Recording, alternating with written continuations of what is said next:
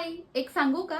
आमच्या क्लासमधली एक स्टुडंट आहे मुग्धा, तर तिने मला एक अतिशय मस्त प्रश्न विचारलाय. दीदी मला सांग नाही देवाने मच्छर काच बनवले? खूप त्रास होतो यांनी मला. त्यांचा काही उपयोग पण नसतो मच्छरांचा, तरी ते का असतात?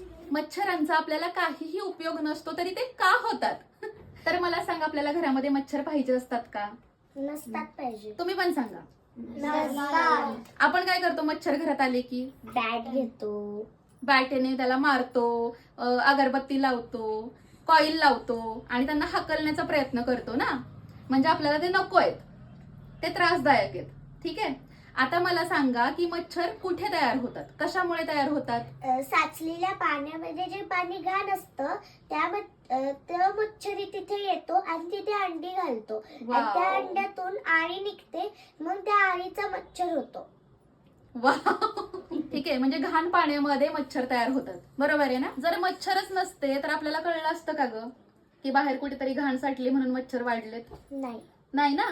म्हणजेच काय, देवानी बनवलेली कुठलीही गोष्ट ही कधीही विनाकारण बनवलेली नसते. आज मच्छर आहे, चिलट आहे, म्हणून आपल्याला कळतं ना की बाहेर पर्यावरणामध्ये कुठेतरी घाण साठलेली आहे, कुठेतरी कचरा झालेला असणार आहे, किंवा कुठेतरी पाण्याची डबकी साठून राहिलेली आहे. पर्यावरण सुद्धा दूषित होत चाललेलं आहे आणि आता आपण स्वच्छता केली पाहिजे. सो कळलं तुला? हो.